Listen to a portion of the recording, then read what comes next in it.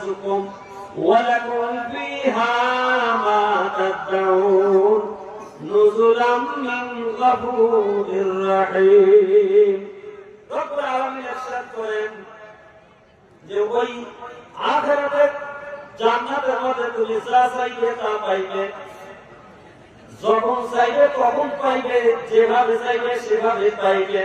অর্থাৎ তোমার জীবনের যত চাহিদা, যত আশা আকাঙ্ক্ষা আল্লাহ পাক জান্নাতে পুরা করে দিবে। আর তুমি ওই জান্নাত লাভ করে চির সফলতা তুমি অর্জন করবে। তোমার জিন্দেগি সফল হবে যখন তুমি জান্নাত পাবে। সম্মানিত উপস্থিতি, আসুন এখন দুনিয়ার সফলতা। দুনিয়াতে মানুষ একজন সে তার জীবনের সফলতা নিয়ে সে বসে আছে।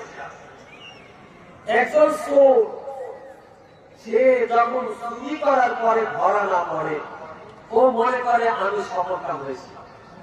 কি বলে, ঠিক না? একজন ডাকাত ডাকাতি করার পরে যদি ধরা না খায় তো সে মনে করে আমাদের ডাকাত দল সফলতা হয়েছে। একজন ছিনতাইকারী চাঁদাবাজ, যে চাঁদা করাটা এমন ভাবে করে কেউ জানতে পারে না, প্রশাসন জানতে পারে না, সে মনে করে যে আমি চাঁদাবাজি সফল কাম। চাঁদাবাজি কি হয়? সফল কাম। কিন্তু দোস্ত, ওইটা হলো প্রথম হলো চুরি করে ধরা না পড়ালে চুরাই সফল কাম, প্রকৃত সফল কাম নয়। ডাকাতি করে ডাকাতি সফল কাম, চাঁদাবাজি করে চাঁদাবাজি সফল কাম।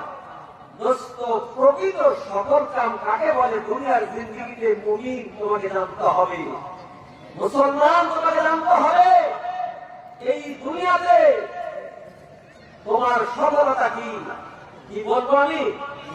দুনিয়ার সফলতা হচ্ছে তোমার শত্রুদের কাছে তুমি নত জনক হয়ে জিন্দেগি না করে যদি বিজয়ী বেশে তুমি তোমার জীবনকে পরিচালনা করতে পারো, তবে তুমি দুনিয়াতে সফলতা। দোস্ত, আমি জিজ্ঞেস করি, আচ্ছা বলেন তো, দুনিয়াতে আমরা যাদেরকে মুমিন বলতেছি, আমরা মুমিন আসলে কি প্রকৃত আমরা শত্রুদের মোকাবেলায়